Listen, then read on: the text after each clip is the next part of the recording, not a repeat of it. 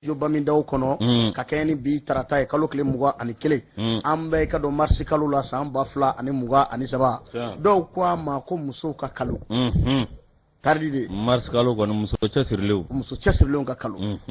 Yusu Tarawele marhaba somo ka kɛnɛ marhabani yemaw bɛɛ amba ni ye ka dɔ kunnafoni gafe waati ye a bi sɛbɛn nansarakan la e ni ne an ba bama yɛrɛma i ka dɔ bamanankan la jama fama ka se k'i tafa dɔn anw ye ka dɔ groupe belebele a fɔ ko groupe renouveau ni y'a fɔ i ka dɔ kunnafoni di minɛ kɔnɔ bi a ma dogon tɛ maa si la maa caman bɛ a dɔn bari sabula min ye ka dɔ ka fɔ radio bɛ anw fɛ yan teleso bi yan journalu bɔrɔ bɛ anw bolo a bɛɛ lajɛlen dafalen don anw fɛ yan Yusu o siratigɛ la an fana y'an tigɛ mɔnɔbɔ a kana dan dɔrɔn pe ma dɛ an ni maa caman bɛ se ka baara kɛ cogo min na bonya ni karama kɔnɔ lase an na bila da girinna la kunnafoni fɔlɔ n b'a di ma Yusu kunnafoni fɔlɔ n'i y'a di yan n b'a minɛ ni barika ye ɔ Yusu n'i bɔra kalama kununko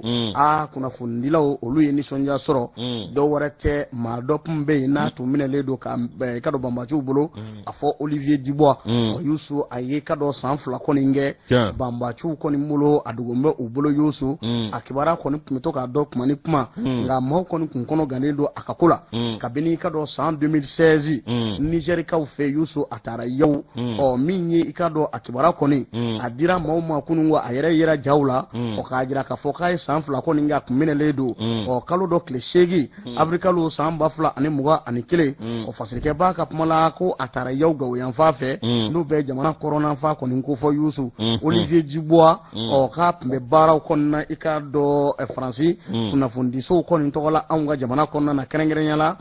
Faranfina i ka dɔn gun kɔni nka n'i ye jateminɛ kɛ a minɛna a taara yaw mun kɛ fo kununko n'o bɛ bɛn kalo tile 20 ma marsi kalo san 2023 a kɔni bilara i ka dɔn tilegan fɛ ɲamɛ n'u bɛ Niger i ka dɔn a fa b'a ko fɔ olu kɔni ka pankuru kɛnɛ ka Yusu fasirikɛ b'a ko a ye na nisɔn kun ka di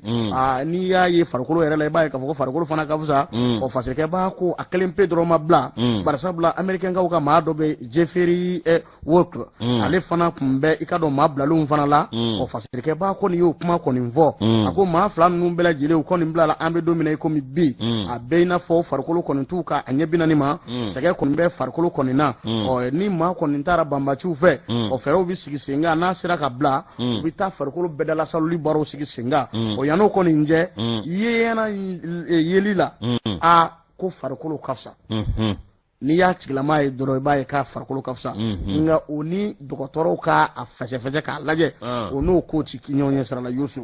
ni dun ye nin ko yɛrɛ ta k'a lajɛ min ye i ka dɔn Nigérikaw ka minisiri min bɛ yen n'o ɲɛsin bɛ u ka jamana kɔnɔ k'o ɲɛnabɔli ma ale kɛrɛfɛ i ka dɔn lasigidenso min n'o bɛ Faransi tɔgɔ la Niger olu de bɔra ka taa kunbɛn ni k'a dɛbɛdɛbɛ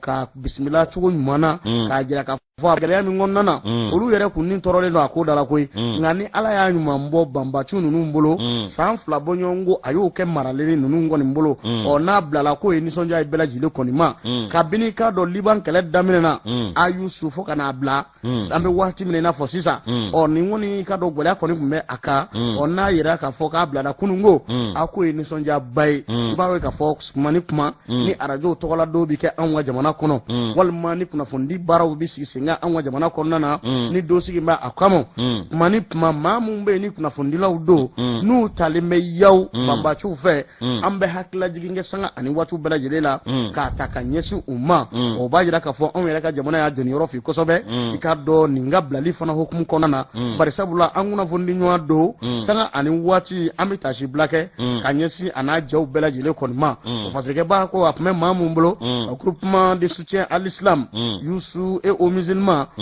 min bɛ i ka dɔn Al-Qaïda n'a sinsinnen bɛ o bolo kɔni fɛ a bɛɛ Yad Agali ka jɛkulu kɔni ko fɔ Yusu ko min ye nin cɛba in ye Olivier Dubois a tun bɛ an ka jamana kɔnɔ kabini san 2015 f'an bɛ waati min na i n'a fɔ sisan bɛɛ lajɛlen kɔni y'a ye jaw la fɔlɔfɔlɔli a minɛlen waati min na o waati min na a taara yaw k'a yɛrɛ y'a jira k'a fɔ k'ale bɛ maa ninnu bolo kununko Ala kɔni ye a ɲuman bɔ ani américain ka dɔ Yusu a kɔni ye san 2 di kɛ jadima ninnu bolo banbaaci ninnu bolo kulu marifatigi ninnu bolo jafarinya wale kɛbaa ninnu bolo Yusu a bilara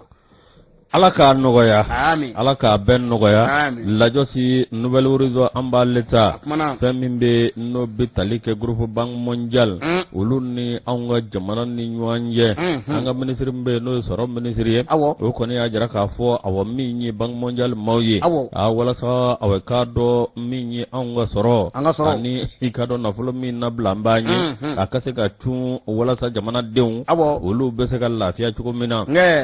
Jumado mi ye marskalo tile 10 ani 7 mi ye anga soro ministre no ye Alfusene Sanu ale koni awa mi ye tinyere la famimbe no ye projet et programme de finance mi ye groupe mimbe ni am wole ko groupe bank mondial o Mali e kado awa mi ye ni kumben akera punjumen na mi ba to fero bi ka tige tuko mina mi ye avocado tinyere la samba flani samba bafla mugani fla ani mugani saba mi ye avocado awnga jamana ye be ka fo Alfusene Sanu ale koni soni tika kan go sabe mi ye avocado ko kabla senga wala sa avocado jamana dum be ka no bo ko mina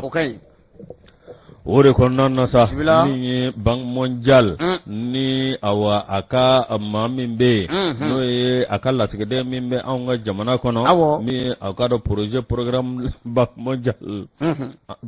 maga ka to akatila muran lajoti mi akado projet bank mondial ikado maliko nana lu kone lajeba awa mi ni nyere la lajemi na kera ibai ka fo afmitale ke anga avocado wusuku ka no tabana ka boy mi avocado juin kalo telefolo samba flani muga ani fla mi fokata se avocado juin kalo telebisaba samba fla ani muga ani saba mi avocado anga soro ministre ka fola mi avocado ni punti dore mi avocado projet ni programme numbe no lu bolo daflendo no bitalike anga jamana obseko no bo chugo mina no bora avocado minyi ka jira ka fo avocado minyi anga soro sika ke soro mulu soro chugo mina ode konna na bank mondial ikado awa minyi anga jamana ikado wulika joko ngale ndo sanga ani wati mi avocado ministre mimbe no soro ministre wala sa ngo nunu abele jele sika sikisenga chugo mina ni jati mina ke bank mondial anga jamana kono ibe ka fo awa mi projet muga ani chegi ode be avocado wuli odo be minye avocado magwange ani chake anga jamana kono mi avocado minye projeta ani chegi olu koni mi avocado olu be jamana ere kono o mi avocado projeta o min bi talike avocado wusurukola o de konna na sa avocado anga ministry mimbe no soro ministry mi na folo mimbe o kanga ta avocado dollar wali ba kele keme duro ani bi wolom lani konondo mi avocado ni o jati mine ese fa warila obiti jo milliard keme konondo ani milliard bi duro ana ngambe la josi mi metalike avocado sonu bisigi minga o yikado awa minyi USD no USD 600 ani avocado sefa o mi avocado femimbe ni jatimine ke bay ka fo anga jamana kono mi wulika jo minga ngake wala sa obseka ke anga na fasoro sirai no obseka yi anga avocado jugada la tuko mina obiti jo avocado kemejo ta ani shegi o mi nyini no obita bisabani nduru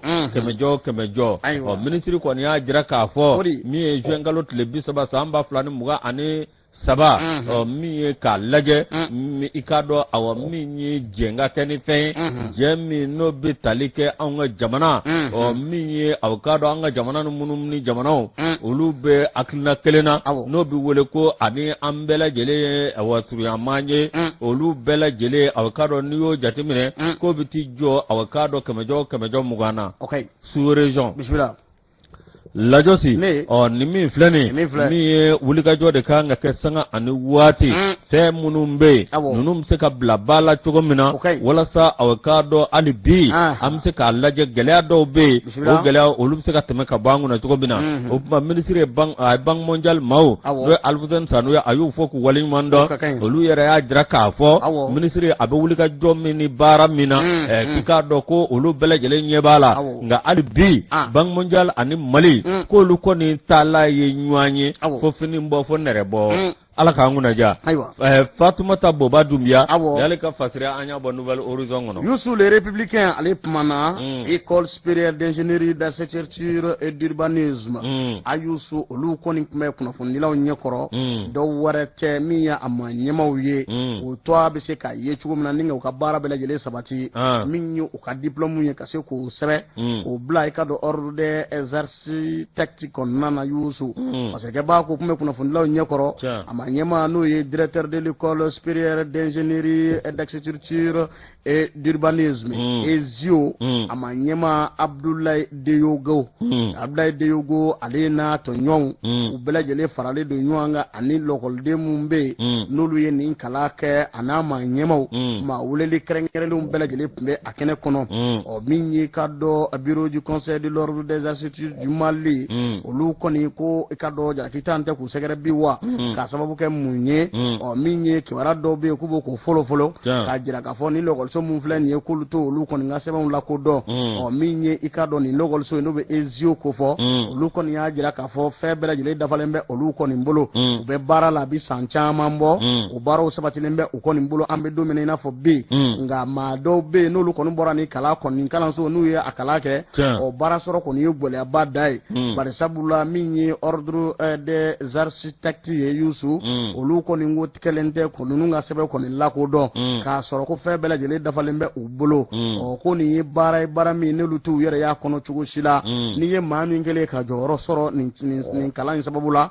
fo ni baɲumankɛtɔn dɔ y'a ta walima n'a ye fonction publique kɔni sɔrɔ k'a sɔrɔ n'u sɛbɛnw lakodɔnna ordre maaw fɛ k'u bɛ u ka baara kɔni sɛbɛntiya u bolo nka maa min ma ɲɛmaaya la bi ko de bannen bɛ ni k'a lakodɔn o de kama o kɔni ye fɛɛrɛ bɛɛ lajɛlen kɛ i n'a fɔ i ka dɔn Abdoulaye Deyogo ale y'a jira cogo min na a ko ni UEMOA jamana yɛrɛ ta k'a lajɛ Benin Togo o n'a ɲɔgɔnna caman na Cameroun fo ka taa se a yɔrɔ caman na maa ye nin kalan kɔni kɛ baara nɔgɔyalen b'u bolo ala ni ordre des architectes tactiques ye Youssou olu kɔni ye k'a dɔn a baara nɔgɔya u bolo kosɛbɛ nka an bɛ don min na komi bi an ka jamana kɔnɔna na a ordre kɔni bannen bɛ k'olu lakodɔn k'o kɔni gɛlɛya kɔni bɛ olu kan o kɔni y'a ko sama fo ka taa n'a ye k'a dɔn kiri binna a kun kɔni kan nka ko bɛɛ lajɛlen lajɛ la ni k'a fɛsɛfɛsɛ o bɛɛ n'a ta a ordre bannen don ni k'olu kɔni lakodɔn dɛ a dun bɛ maa caman kɔni kɛ ka ninnu lakodɔn an bɛɛ ko bɛ se ka nɔgɔya cogo min na kalanko ta sira fɛ n'o tɛ ni o ninnu fana ye bolodayɔrɔ sɔrɔ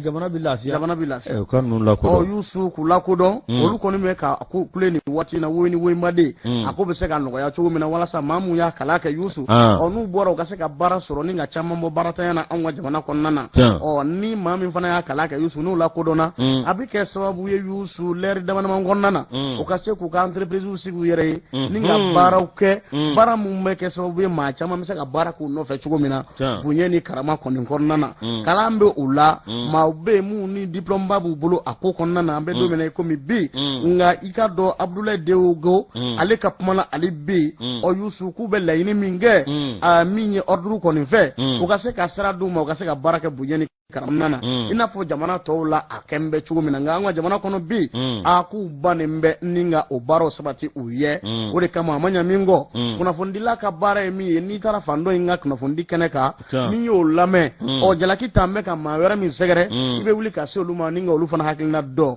k'a wulila ka se ordre mɔgɔw ma olu fana y'a jira k'a fɔ kɛrɛnkɛrɛnyana a ma ɲɛma n'o ye Cheikh Sadibou Kanté ye k'ale kɔni y'a jira k'a fɔ ko EZIO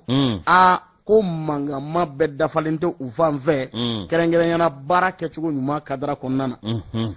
les yeux ne répondent pas à certains critères avant d'ajouter qu'il a des réserves sur le plateau technique de Desio. Youssou ni jateminɛ kɛ nin sama-samali kɔni bɛɛ senna ninnu ni ɲɔgɔn cɛ nka i ka dɔn min ye école Ezio ye olu kɔni y'a jira k'a fɔ baara ka kɛ ladiriya kɔnɔna na olu kɔni ka fɛn bɛɛ lajɛlen kɔni dafalen don u bɛ laɲini de kɛ min ye ordre ka se k'u lakodɔn walasa baara tɔ ka sabati lɔgɔliden caman bɛ yen olu bɛ kalan kɛ ni ka kuncɛ olu fan fɛ n'u bɔra baara sɔrɔ ka gɛlɛn bari sabula u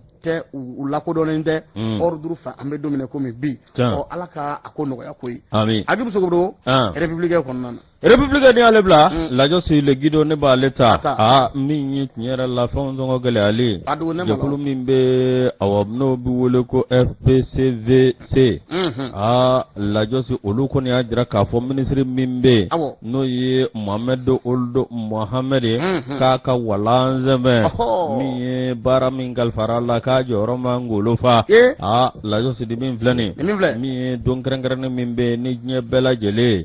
ni awɔ k'a dɔn olu bɛ a don ɲɛnamaya o ye mars kalo tile 15 ye san o san min ye awɔ k'a dɔn maa minnu bɛ yen n'o ye awɔ front populaire contre la vie chère olu kɔni Mariam Kɔnɛ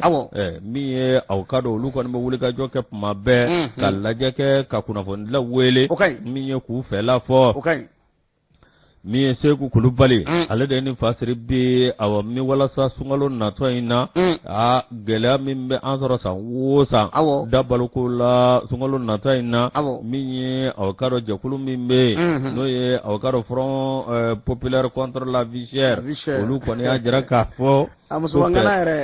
a bɛ bɛrɛ la koyi o ye dɔ in ye dɛ ka taa Rose kɛ o ni nin tɛ kelen ye o ni Maram tɛ kelen o Maram ye Maram ta ka kɔrɔ ni nin ye sa Maram ta ka kɔrɔna et puis Maram bɛ ko a ka analyse ni t'a la saboteli t'a la min bɛ dɔgɔyama t'a la min bɛ ale b'o de fɔ a zɛrɛni jɛ kɔni a banna jiginna tɛ se ka k'ale la cogo si la lajɔ si Tata Rose k'an hakili b'a yɔrɔ koyi hakili b'a yɔrɔ an ma ɲini jamana ɲɛmaaw fɛ e hakili b'a yɔrɔ ko Rose don awɔ Rose don kɛ i b'a sɔrɔ e de hakili b'a yɔrɔ Tata Rose ne t'a dɔn e t'a dɔn ne t'a dɔn o ma e tɛ TikTok dɔn wa TikTok an b'an ka nasɔngɔ ko la ko TikTok an ta ye nasɔngɔ tɔku ye an ka sɔrɔ la fɛn tɛ maa min kɔnɔ o tɛ se ka burusi an ka taa a banna lajɔ si min ye awɔ sunkalo min bɛ ka na fɛɛrɛ sugu bɛɛ lajɛlen ka kɛ min b'a to awɔ an bɛ se ka sunkalo kɛ nɔgɔya la cogo min na fɛɛrɛ sugu bɛɛ lajɛlen ka kɛ fɛnw sɔngɔ k'a lajɛ sugu kɔnɔ sɔngɔ kana yɛlɛ ka awɔ min ye k'a lajɛ gɛlɛya fɛn fɛn bɛ yen ani ka dɔ sɔrɔ fɛn fɛn bɛ yen ani awɔ minnu bɛ k'a fɔ dɔlu b'a kɛ n tɛ san ye ka sɔngɔ daw kun ka gɛlɛya taasira lajɛ k'an ka maa ɲɛma u ka fɛɛrɛ sugu bɛɛ lajɛlen kɛ min b'a to awɔ nin min bɛ yen olu bɛ se ka dabila cogo min na ni awɔ k'a dɔn n'i ye ko taabolo yɛrɛ lajɛ i k'a dɔn jago taasira fɛ n'i ye a jateminɛ kabini minisiri na n'o ye awɔ k'a dɔn Mohamed Ould Mohamed ye ale kɔni ma bɛ se ka fɛn kɛ fɛn min ni i ka k'a fɔ a bɛ se ka na ni nɔgɔya sɔngɔw la cogo min na Mohamed Ould Mohamed min ye nin minisiri min filɛ nin yɛrɛ la awɔ k'a dɔn a jɔyɔrɔ a ka minisiriya awɔ k'a dɔn ni gɛlɛya tɛ gɛlɛya ye gɛlɛya b'an kan e dun k'a jateminɛ min ye awɔ k'a dɔn an ka gouvernement tuma o tuma olu bɛ subvention kɛ min ye subvention bi kɛ minisiri tɛ fɛɛrɛ sugu si kɛ min b'a to dɔ bɛ se ka bɔ fɛnw sɔngɔ na fo a bi yɛlɛ tɛ cogo sugu bɛɛ lajɛlen la min ye ko n'u ma nin cɛ in ɲin bɔ gouvernement na e ko a laban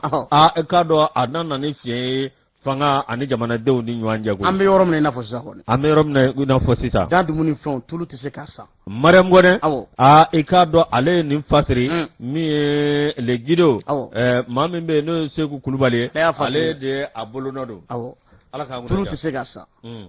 Sukaro tɛ se k'a san. Tamaro. Ka taa se fɛn wɛrɛw fana ma Yusu. N'u ma da dumuni fɛnw lajɛ. I b'a dɔn gasiko kuma tɛ o. Ala k'an sutura. U k'a lajɛ koyi. U k'a lajɛ. An ma ɲini ka don jamana ɲɛmaa fɛ Asimi. Jamanadenw an kana na i ka don sunkalo la nin cogo in na dɛ. Ayi an kana don sunkalo la nin cogo in na dɛ. Ɲɛ bɛ min ye DGCC. Awɔ. Olu fana jira k'a fɔ kanga hakili sigi ko fɛn min ye balo ka be mais balo be u ka taa ministre ka fan fɛ hali ni balo be walasa état bɛ nafolo min bɔ awo ka ye subvention ye a nɔ de ka ye minɛ ministre de commerce Mariam Gonenda ka jama olu ta o de subvention bi kɛ wari min bɛ bila ye fo a nɔ de ka ye ala k'an kunnaja an bɛ waati min na sisan gɛlɛya de bɛ maaw kan bɛɛ bɛ kule la ala k'an kunnaja dutigiw fara musow kan bɛɛ de bɛ wenbaden la o ka da dumunifɛnw nɔgɔya walasa an ka se ka sunkalo kɛ lafiya la Asimi walima i kɛrɛfɛmɔgɔw k'a f'i ye ka se k'a lamɛn o ka fisa fasodenw bɛ gɛlɛya kɔnɔ bi dɛ Youssou min ye ka dɔn éducateur du renouveau ye ale kumana élection au conseil national de l'ordre des médecins du Mali Youssou nin kɔni ye i k'a dɔn k'a fɔ cɛbɔ dɔw ye kɛrɛnkɛrɛnnenya la la liste coalition M16 min ye ka dɔn yɛlɛma ka se k'a kɛ kɛrɛnkɛrɛnnenya la ordre des médecins du Mali o kalafili min n'a sigin bɛ ka kalo tile fɔlɔ kɔnɔ avril kalo san 2023 Youssou maa 16 olu bɛɛ kɛn bɛ jɛkulu ni ka fara ɲɔgɔn kan ni ka kɛ cɛbɔ ye n'u ka cɛbɔ yɛrɛ tɔgɔ ye ko M16 ko yɛlɛma o bɛ se ka kɛ cogo min na ni baara kɛcogo ɲuman ye kɛnɛya binna ku kɔni kan o ɲɛminɛ bere o ye docteur Abdoulaye Kabisogo ye généraliste section A Youssou i k'a dɔn k'a fɔ o ye maa fɔlɔ ye filanan a professeur Alkadri Jara urologue section C docteur Dramane Nimaga généraliste section A Youssou docteur Youssouf Kane généraliste section A docteur Mahamadou M Maïga urologue section B docteur Nye Tafo Gislem Nelly Orle section G urologue be sɔrɔ o fana ye dɛ section C docteur Félix Sanogo gynécologue section B docteur Mahamadou Keita généraliste A généraliste section A docteur Seydou Konate traumatologue section B docteur Hélène Samake Youssou section B docteur Agib Traoré généraliste section A docteur Souma Kojo gynécologue section C docteur Tene Sanogo radiologue section B docteur Khalidou Kone généraliste section A docteur Boubou Koulibaly chirurgien section C docteur Seydou Sako chirurgien section B nunu ngoni ye cɛbɔ ye ka fara ɲɔgɔn kan n'u k'u ka cɛbɔ tɔgɔ ko M16 M16 Youssou ko nunu de bɛ ka ɲinini kɛ kɛrɛnkɛrɛnya la kalafili min kan ka boloda conseil national de l'ordre des médecins du Mali olu kɔni kɛn bɛ k'u kan bɔ a ko kɔni dala min kalafili bɛɛ lajɛlen kan ka jalatigɛ kalo tile fɔlɔ avril kalo san 2023 Youssou u kɔni kɛn bɛ k'u kale k'a di an'u ka baara kan ka sigi sen min kan n'o ye maa mun don sifinw don mun ni ka don galabu ka kɛnɛ n'u b'u ka baara ɲɛdɔn o baara kɛcogo ɲuman bɛ se ka kɛ cogo min na i ka dɔn kɛnɛya binna kun kan ka ɲinifɛnw ɲini min ye ka dɔn k'a fɔ banabagatɔw ani banabagatɔ kɔrɔsigibaw bɛɛ lajɛlen bɛ se ka lafiya cogo min na bɛɛ lajɛlen kungo bɛ se ka ɲɛnabɔ k'a sɔrɔ a ma kɛ ni gɛlɛya u ka laɲini ye o kɔni ye Youssou n y'a fɔ o ɲɛminɛ bere o ye professeur Alkadri Jara ye Youssou ɲɛ hakilina min bɛ u la o de yiriwa kan ka kɛ cogo min na min ye baara taabolo 5 kɔni kan u yɛrɛ ka baara kɛcogo ɲuman min ye ka dɔn mara kɛcogo ɲuman ka maaw fara ɲɔgɔn kan adamadenya taabolo ɲuman bɛ se ka sabati cogo min na ka kuma ni ɲɔgɔn ye ni ka ɲɔgɔn dɛmɛ bonya ni karama kɔnɔna na u b'a bila o minɛnba de kɔnɔna na Youssou nin kɔni ye ka dɔn cakɛyɔrɔba ye min n'a jɔyɔrɔ ka bon kosɛbɛ kɛnɛya yɛrɛ binna kun kɔni kan min sigira sen kan kabini ka dɔn lawale la 1986 waati Youssou Fasekɛba ko san 4 de bɛ i ka dɔn u bolo ni maa min ni danaya dara kan san 4 kan k'o baaraw de kɛ an bɛ don min komi bi a bɛ maa min ka ɲɛmaya kɔnɔ o ye docteur Katile Muminatu Kone voilà docteur Katile Muminatu Kone Youssou a b'ale ka ɲɛmaya kɔnɔ kabini san 2019 f'an bɛ don min i n'a fɔ sisan maa ninnu kɔni ka laɲini ye min ye olu ka se k'a nɔrɔ bila bonya ni karama kɔnɔna na ni ka na ni hakilina kura ye ɲɛda kura ani cɛsiri baaraw bɛ se ka sabati cogo min na walasa i ka dɔn conseil national de l'ordre des médecins du Mali o bɛ se ka na ni ɲɛda kura ni yɛlɛma bolo cogo min na Youssou kɔni cɛbɔ kɔni ye nin ye Youssou M16 ala ka jaw la a jamutɛnɛ éducateur du renouveau kɔnɔna na Anigate ni ale bla lajo si awa minye ambita sugula te kana koy te aswana ay kado sugula ana ankani nyegengoy te aswana ba ko no ya yusu kado na mi sa be galabudu ana abe galabudu ambe tabani kuna foni to etu anga musorba nyuma kanya aja sanuga ma fo zerina da yusu ambe kado metre de magam sorba adam sisoko ka fuka wala nyumando ikado danti fulimina tanti jaba ka fulla se ama yusu amita koy angata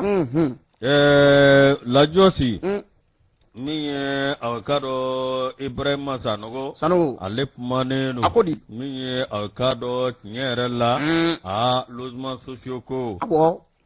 mi ministry ikado do ko ne wulika joke mi avocado losement sociaux be kabini samna 193 ni wulika jokera mi avocado yorodo be alfa marko nare ale ko ni adamne na mi ka ko yanga bonya be ba ka fo amadu soni ture mi ale alaka hinala ale wulika jo cha mange mi losement sociaux chama amadu ya jo mi abada bada losement sociaux na koni bidi mi ni munu ya soro olu be ni soja ni munu ma soro sa do ko ni be uniso goya olu bo yira tuko suku dolla ibai ka fo awa kosa ina ma do ko ni wulika joke mi avocado ministre mimbe mi avocado ministre de l'urbanisme de l'habitat du domaine de l'aménagement du territoire et de la population vraiment caméra avocado do ko ni ajara ka fo kwa ye avocado minyi sudo di abumsuflana ma la josi mi avocado jaja avocado minyi amso toko ma ana jamu toko ma ni o be fambe fo be robe be toko Yusu Traoré kachaw kacha o kacha la Musa Sanogo toko kachaw o kacha ko chugodi la josi mi avocado pasri baya jira ka fo sega bela jele kera mi yo carte blanche ka di mi avocado bela jele ka ta sega ke mi avocado muso mimbe ni adiro ma ikado no fana tokoy mi awa gafuri wala awa gafuri damele gafuri wala damele la josi mi avocado ni muso nye kale be awa baraka yorola no ye avocado centre pédagogique de Calaban centre pédagogique de Calaban mi centre d'animation pédagogique de Calaban mi ayre ajabale Calaban guraye la josi mi avocado nyerela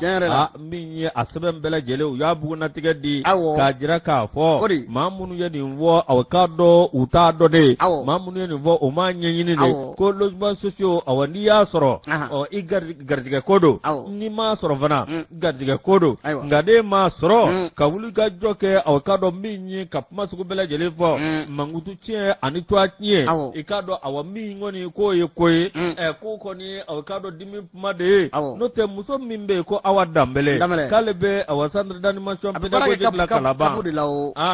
abe barake kapu de la kabula lajos mi avocado ko ma mimbe no ko ni ministre kamera do ko monsieur professeur ke ikado awami brema kamera ko bela jele ko ni ba do awami nyo ay wuri ga jo cha mange mi mba to ni yoro ko fale mi blani no ye avocado losement sociaux ko anabi talika alika ministre sola mi ni abarab se ka nyake ka nyatugo mina anni awajakulu munumba di uka di sharia siraka ukana ma laje ukana ma dina ko tala tabolo ko tala bolo jango tala mamunu na kaka tiya ko tala aka di olu madro ayra kun fara ko fandaw ntado ko am fanda wakanga de awni akun fara tu lajosi mi nye nyera la mamunu be nolu masoro olu ko avocado olu ko do be masuku bela jele fo mi avocado nyera la mi avocado wulike wati mina mi avocado ministry na be ka wulika josuku bela jele ke ina fa ka chake damunu be ko nyina ko luye na folo minado ko kabni ala malida ko na folo nywana ikado mado malikono kerengera na domaine ani awa ni yɔrɔ tɔ minnu bɛ yen k'o bɛɛ lajɛlen bɛ ten cogo kelen na min ye a kɔni malikura ko olu wulilen don wa olu na baara kɛ o sira kan olu tɛ aw k'a dɔn maa si ɲɛ lajɛ olu bɛ aw k'a dɔn Mali de lajɛ ani ko kan ka kɛ sariya kɔnɔ cogo min na Ala k'an kunnaja min ye aw k'a dɔn Birahima Sanogo ni y'ale ka fasiri ye bi sɔgɔmada in na awa min ye k'a lase bɛɛ lajɛlen wa i ko ka baara kɛ ladira kɔnɔ a bɛ hakili jigin commissariat de Sotiba la i y'a ɲamele Yusu an bɛ y'a fɔ ka wale ɲuman dɔn ladiri don Yusu ale bi k'a dɔ fara cɛsiri kan an bɛ a fɔ a n'a ka cɛden bɛɛ lajɛlen Yusu indicateur Jironnibo ale kumana min ye an ka taa Tuba ni Kɛrɛwani dɛ n'an taara Tuba an bɛ taa Kɛrɛwani fana Yusu min ye 8 mars ɲɛnajɛ hukumu kɔnɔna na min ye k'a dɔn k'a fɔ association des jeunes ressortissants de Tuba pour le développement ani a dɛmɛbaw Yusu k'u kɔni ye musow sɛbɛkɔrɔ nisɔndiya walasa i ka dɔn muso mun n'olu bɛ dugu wolowila olu bɛ se ka lafiya cogo min na dugu 7 don dɛ dugu 7 olu bɛ se ka lafiya cogo min na Yusu lajɔ si dɔ b'a la ko radio bɛ ka tigɛ an b'a kalama ko min ye plaisir a n'a ka cɛdenw kɔni bɛ wuli ka jɔ la walasa a ko bɛ se ka ɲɛnabɔ cogo min na Yusu n'i ye jateminɛ kɛ ka ko ne Kati an b'a fɔ an bɛ Katikaw fo n'i ye jateminɛ kɛ Yusu i b'a ye k'a fɔ u ye nakɔ de labɛn min fiyɛfiyɛ bɛ t'i jɔ hectare 6 bɔ ɲɔgɔn la ni ka labɛn k'a dilan k'a di musow ma u ka se ka se u yɛrɛ kɔrɔ nka a kɛra maa min ka ɲɛmaya kɔnɔ o ye sous-préfet de Banamba ye a fɔ Isa Alasani Ayidara ani maaba caman tun bɛ a kɛnɛ kɔnɔ a ye kuma ta kɔni y'a jira k'a fɔ min ye i ka dɔn nin ko in bɛɛ lajɛlen ko musow sɛbɛkɔrɔ nisɔndiyara kosɛbɛ Yusu kuma ta jɔn fɛ o ye association des jeunes ressortissants de Tuba pour le développement Mahamadu Dugure o maa ɲɛma ale kɔni y'a jira k'a fɔ wari min n'a kasabi donna nin fɛn in da fɛ Yusu k'a kɛra nimisi wasaba ye koyi bari sabula min ye i ka dɔn 57 bɔ ɲɔgɔn ko Yusu o de donna a da fɛ fɛɛrɛw kun laɲini kun ye min ye o bɛɛ lajɛlen sabatira a ko kɔni kɔnɔna na a kɔni kɛra sababu ye min ye musolakaw ye ni ka yɔrɔ labɛn k'a d'u ma u bɛ se k'u yɛrɛ dɛmɛ cogo min na ni ka se ka gatigikɛ ka se k'ale lafiya kɛrɛnkɛrɛnyala musakako ta fan fɛ Yusu nka k'u bɛ wele fili baɲumankɛ bɛɛ lajɛlen ma ka wele fili ka dɔ sigida maa bɛɛ lajɛlen ma ale b'u k'u tɛgɛ di ɲɔgɔn ma yiriwa bɛ se ka kɛ cogo min na n'i y'a mɛn ko karisa ka sigida yiriwa la k'u y'u tɛgɛ di ɲɔgɔn ma de koyi ni ka dɔɔni fara ɲɔgɔn kan musow bɛ se ka se u yɛrɛ kɔrɔ cogo k'u b'a bila o minɛ de kɔnɔna na o de kama u ye nakɔ ninnu labɛn ni ka ɲa k'a di musolakaw ma u ka se ka baara kɛ cogo min na bonya kɔnɔna na o tɛmɛnen kɔ min ye musow ka ɲɛma ye Tuba Fatumata Wade a ko k'ale sɛbɛkɔrɔ nisɔndiyalen don k'a bɛɛ ɲɛma bɛɛ lajɛlen fo k'u wale ɲuman dɔn ka muso bɛɛ lajɛlen fo Tuba musow n'i ka dɔn Kɛrɛwani musow u ka cɛsiri n'u ka wulikajɔ la nka k'a bɛɛ u ka sigida ɲɛmaw bɛɛ lajɛlen fo bi olu musow kuma t'olu da koyi olu sɛbɛkɔrɔ nisɔndiyalen don o nisɔndiya yɛrɛ de hukumu kɔnɔna na dɛ u bɛ Tubakaw fo ni ka Kɛrɛwani ka bɛɛ lajɛlen fo ni k'u wale ɲuman dɔn kɛrɛnkɛrɛnnenya a ma ɲɛmaw hectare 6 min n'a labɛnna ka ɲa k'a di olu ma ni ka forage bila a kɔnɔ nka k'u b'a ɲini ka hali bi jamana faamaw fɛ u ka dɔ fara forage ninnu kan musolakaw bɛ se ka lafiya cogo min na Yusu sago ta an bɛ ka na don sunkalo min kɔnɔna na Yusu min ye i ka dɔn monsieur le maire de la commune de Tuba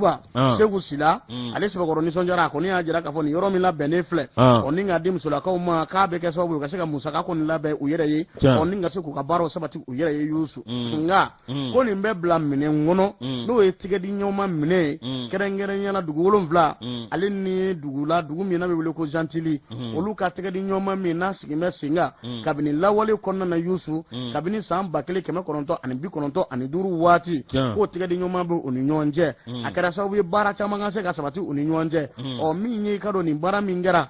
ko musolakaw ka nakɔ sɛnɛ walasa dun ka fa bɛ se ka sabati cogo min na ni ka balo tanya k'a kɛlɛ ka bɔ anw ka jamana kɔnɔna na Segu Sila ale y'o fɔ o tɛmɛnen kɔ min ye sous-préfet de Banamba Isa Alasani Ayidara ale kɔni y'a jira k'a fɔ ko fɛn min labɛnna ka di musow ma k'u k'a laminɛ ni k'a minɛ cogo ɲa bonya ni karama kɔnɔna na walasa olu bɛ se k'u ka yiriwa baaraw sabati n'a ye cogo min na o kama a y'a ɲini muso bɛɛ lajɛlen fɛ u ka fɛɛrɛw sigi sen kan sanga ani waati ko ni gɛlɛya donna dugu kɔnɔ maa fɔlɔ min bɛ a dɔn a ko ye musow ni denmisɛnninw ye dɛ ko musow ka hakili t'u yɛrɛ la sango ta lakanabaliya min bɛ senna nin waati na ka maa dɔ ye sigida kɔnɔna na k'a hinɛ b'i la ka fɛn dɔ ta k'a di a mɔ k'a sɔrɔ banbaaci don k'u hakili t'o yɔrɔ la fana dɛ Yusu hakilila jiginna n'a fɔ n y'a fɔ cogo min na commune de Touba ale ni ka dɔ ville de Gentilly k'olu ka tigɛ di ɲɔgɔnma bɛ senna kabini 1995 waati k'a sɔrɔ hali commune rurale ninnu baaraw ma sigi sen kan k'a kɛra sababu ye u ka se ka baaraba caman kɛ ka dɔgɔtɔrɔsow jɔ ka minɛnw k'a kɔnɔ ka fara panneaux solaires kan ani batteries u y'o baaraw sigi sen kan Kolonbo dugu kɔnɔna na Yusu ko nin nisɔndiya barika bonyana kosɛbɛ Touba musow ni Kɛrɛwani musow k'u ka foli ni tanu ta ka ɲɛsin u ka sigida mɔgɔw ma. Lajosi Adama Jabate indicateur du renouveau anya sama gabo indicateur ne ale bla ne fana ma leta min ye commissaire de Sogoningo olu ye tɛgɛ da maa dɔw ka minnu visite technique min ye maa 4 ninnu bɛ visite technique dilan i bɛ ala kale ko original la a sɛbɛnfura a sɛbɛnfura ni y'a nɔrɔ ele ni latika don ka sɔrɔ latika ɲɛnama tɛ fo don min ye aw ka dɔ Sogoningo o commissariat min bɛ maa dɔw bɛ aw visite technique olu kɔni b'o fo dilan nu maa 4 don i ka dɔ tɛgɛ dara nu bɛɛ lajɛlen kan Lajosi a minɛn bɛɛ lajɛlen b'u bolo min ye visite technique ani document wɛrɛw u bɛ nin bɛɛ lajɛlen dilan n'u y'a dilan i bɛ ala kale i b'a fɔ ko original la a yɛrɛ Lajosi min ye tiɲɛ yɛrɛ la u la yɛrɛ la kunnafonidilaw la kunungo min ye tiɲɛ yɛrɛ la donna nataw la min ye an ka kasobonba ye ninnu natu kɔ sɛmɛ ye Lajosi visite technique min ye commissariat de Sogoningo aw ka du ka commissaire an'u ka polosu ko tare kan ka f'u ye dɛ aw ka maa bɛ ko bɛɛ lajɛlen kɛ nafolo nɔfɛ bi koyi yasi OS ani MK ani MS n'o bɔra ye ani IS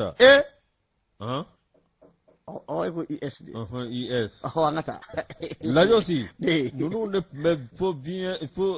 fo visite technique u b'o feere u b'a feere 2000 min ye ntɛnɛn ye marikalo tile 13 min ye aw ka dɔ polisi minnu bɛ yen n'o ye aw ka dɔ groupement la sécurité routière olu kɔni aw ka dɔ Tour d'Afrique fanfɛla na min ye commissaire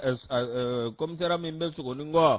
i ka dɔ Toyota dɔ bɛ yen min ye visite technique a fo b'o la dɛ min ye aw ka dɔ commissaire divisionnaire Seku Mane ani aw ka dɔ min ye a n'a cakɛyɔrɔ olu aw ka dɔ min ye Musa Bala Keita i ka dɔ olu kɔni ye maa dɔw bila min ye aw ka dɔ ka mobili in k'a sɛgɛsɛgɛ o kɛlen k'a sɛgɛsɛgɛ i ka dɔ aw min ye tiɲɛ yɛrɛ la maa min bɛ yen n'o ye BR n'o ɲɛmaa bɛ Jacob Goru bolo olu kɔni aw ka dɔ sɛgɛsɛgɛli u y'a wuli ka jɔ sen kan u kɛlen ka sɛgɛsɛgɛli kɛ sa i ka dɔn u taara ka taa bɔ ni réseau kan u ye maa min u ye tɛgɛ da maa min kan o kɛra OS ye u kɛlen ka tɛgɛ da o kan la Lajosi a ka dɔn a tɔɲa minnu bɛ yen minnu bɛ n'olu n'u bɛ jɛ ka nin baara jugu kɛ a y'u bɛɛ lajɛlen fɔ kelen a fɔlɔ na ka sɔrɔ sumaya t'a la a ka dɔn cité UNICEF la min ye Sogoningo ani Ɲamakɔrɔ i ka dɔn ani Badalabugu min ninnu bɛɛ lajɛlen jaja u bɛ bɔ nin yɔrɔ sugu bɛɛ lajɛlen la Lajosi aw ka dɔn maa minnu filɛ nin min ye aw ka dɔn vignette contrôle technique ani aw ka dɔn min ye kasi dɔ yera ye n'o ye tanbɔ ye tanbɔ aw ka dɔn n'o ye aw ka dɔn kasi de Mali technique système MTS n'u labɛnnen kun don Lajosi ninnu labɛnnen don hali ninnu bɛ yɔrɔ in tɔgɔ bɔra kɔnɔ dɛ visite technique maaw yɛrɛ ye Allah bon nin bɛɛ la nin ye man ka gagner vignette hakɛ min yera vignette min minɛna Yasi n ko nin bɛ jamana sigi a sen tɛgɛ de sanni ka k'o ye o ye waati jumɛn kɛ nin baara la i b'o jateminɛ kɛ o ye waati min kɛ nin baara fana na san joli o manjɛngɛ bɛ kɛ jamana ma cogo di an y'o de fɔ n ko fo ka baarakɛyɔrɔ bɛɛ ko ka jɛ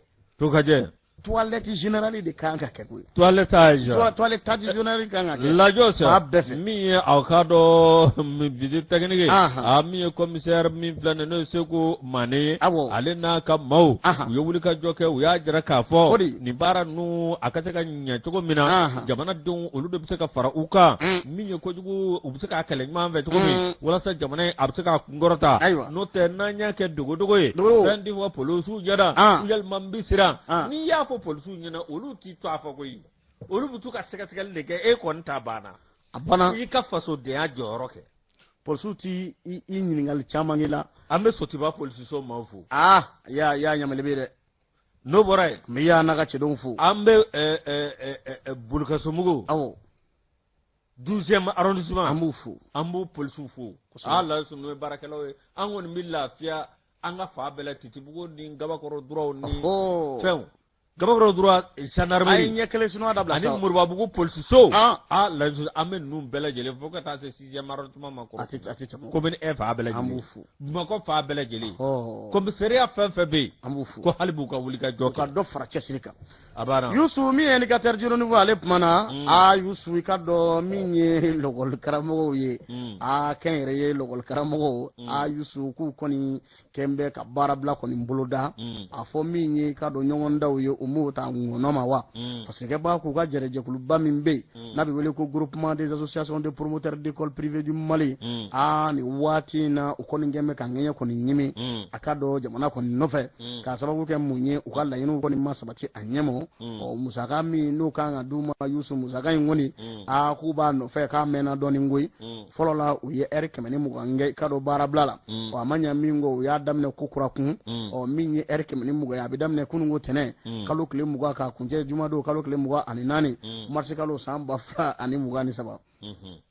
Yusu parce que b'a ko u ye ɲɔgɔn ye kɔni sigi sen kan kalo tile 18 marisi kalo san 2023 kɛra bibliothèque nationale de Bamako la a senfɛ o kɔni ye laɲini caman kɛ ani ka kuma caman fɔ k'a jira k'a fɔ olu mun ye ka dɔ kɛnyɛrɛye lɔgɔsotigiw ye a n'a baarakɛbaw kɔni ye ko an bɛ waati min na i n'a fɔ sisan laɲini kɔnɔna na tun bɛ ka min laɲini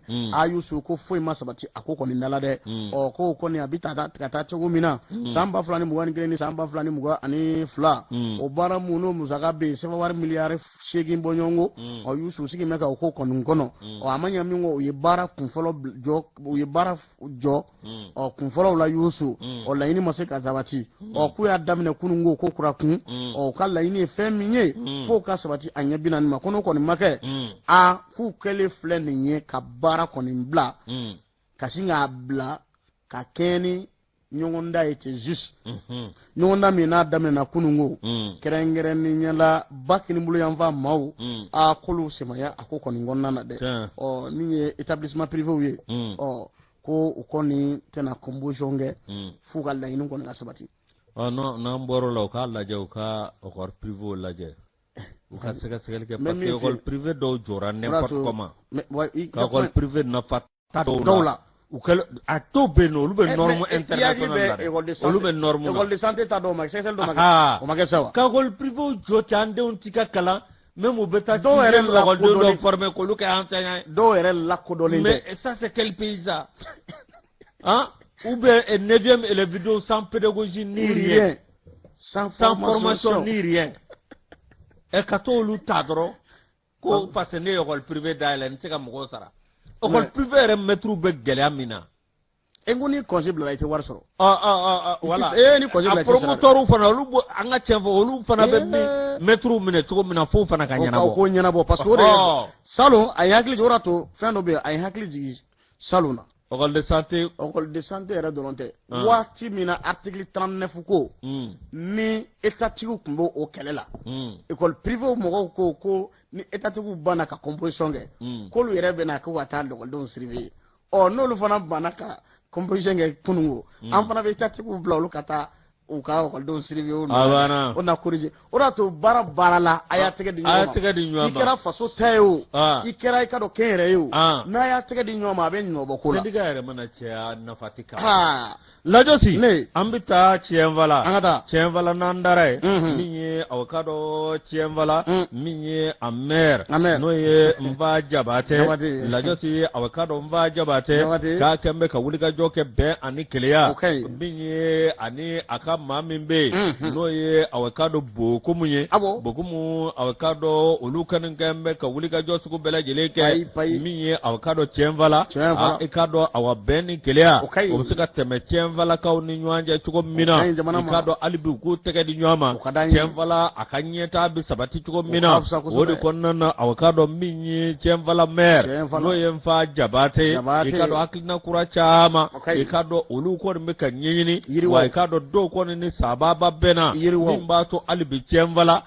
i ka dɔn a bɛ se ka yiriwa cogo min na ani aw ka dɔn Tiɲɛnfala ɲɛtaa bɛ sabati cogo min na o de kɔnɔna na sa min ye a y'a jira k'a fɔ aw min ye hali bi an ka lajɛ min ye aw ka dɔn sigida maaw olu ni aw ka dɔn mairie maaw ka taa fara i ka dɔn cakɛyɔrɔ minnu bɛ yen u bɛɛ lajɛlen k'u tɛgɛ di ɲɔgɔn ma sabu ta aw ka dɔn diɲɛ bɛ cogo min na bi min ye aw ka dɔn lakanabaliya bɛ sen na n'u tɛgɛ di ɲɔgɔn ma hali bi n'u sigara fɛ maa dɔw la yalima o sigara ko dɔw la k'u k'a lajɛ u ka kunnafoni di ka kunnafoni di saga ani waati hali bi aw ka dɔn min ye o gɛlɛya bɛ se ka bɔ yen cogo min na o kuma aw ka dɔn min ye Tiɲɛnfala maire ale kɔni y'a jira k'a fɔ hali bi n'o ye Nfa Jabatɛ hali bi ni u y'u tɛgɛ di ɲɔgɔn ma k'o fanga kɛ kelen ye min ye aw ka dɔn dugutigilakaw alimaminakaw ani ka dɔn musoba minnu bɛ Tiɲɛnfala ani denmisɛnnin kologiri minnu bɛ yen ni biyɛnkɛnɛw ko ni u bɛɛ lajɛlen y'u fanga fara ɲɔgɔn kan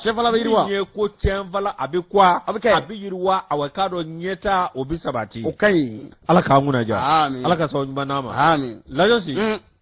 nin bɛ kunnafoni da yan san'a ka da yan i ka dɔn min ye Kayiba Jabatɛ a kunun ko min ye jɛkuluba ye je suis le Wurudekayi